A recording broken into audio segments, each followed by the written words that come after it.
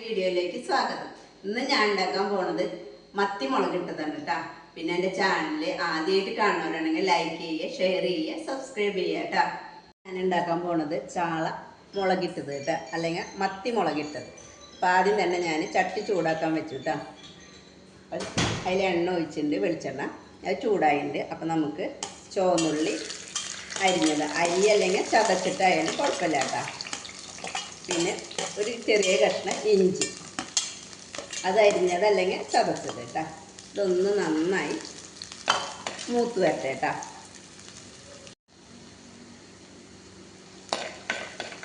ഇതൊന്ന് വാടി വരുമ്പോൾ ചെറിയ കഷ്ണം ഒരു 5-6 അല്ലി വെളുത്തുള്ളി അരിഞ്ഞതും 4 പച്ചമുളകും ഒരു തക്കാളി കേട്ടോ. ഇത് ചെറുതാക്കി അരിഞ്ഞതാട്ടോ. ഇതൊന്ന് നന്നായി വാടി വരട്ടെ കേട്ടോ.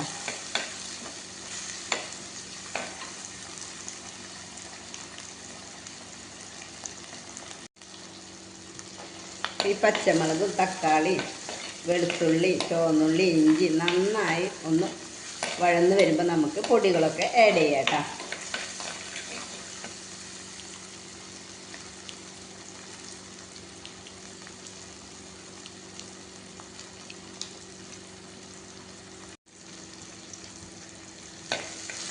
ഒന്ന് നന്നായി വഴന്ന് വന്നു തുടങ്ങിയിട്ടുണ്ട് കേട്ടോ.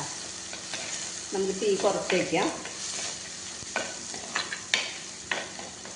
ഈ സമയത്ത് നമുക്ക് പൊടികളൊക്കെ ആഡ് ചെയ്യാം കേട്ടോ.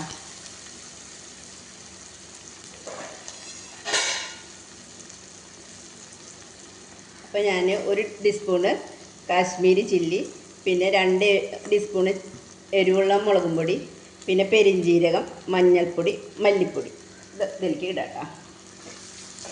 ഇതൊന്ന് നന്നായി മൂത്ത് വരട്ടെ കേട്ടോ.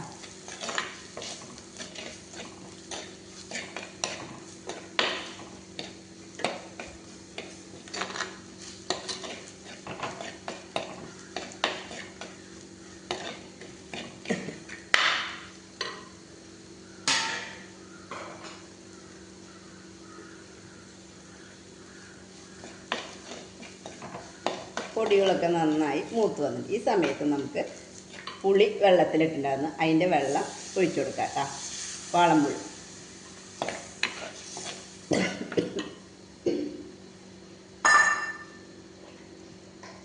ഇനി ഉപ്പിട്ട് കൊടുക്കാം കേട്ടോ. എനിക്ക് ആവശ്യമുള്ള ഉപ്പ്. നമുക്ക് കുറച്ചും കൂടി വെള്ളം ഒഴിച്ചു കൊടുക്കണം കേട്ടോ.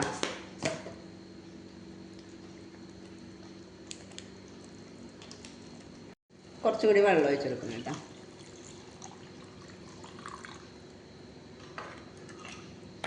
ഇതൊന്ന് തിളച്ച് വരട്ടെ കേട്ടോ.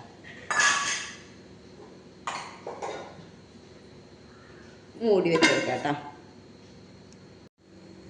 അപ്പോൾ ഇത് തിളച്ചിട്ടുണ്ട് കേട്ടോ. അപ്പോൾ നമുക്ക് കുറച്ച് വേപ്പില ഇട്ട് കൊടുക്കാം. നമുക്ക് മത്തിയില ഇട്ട് കൊടുക്കാം കേട്ടോ.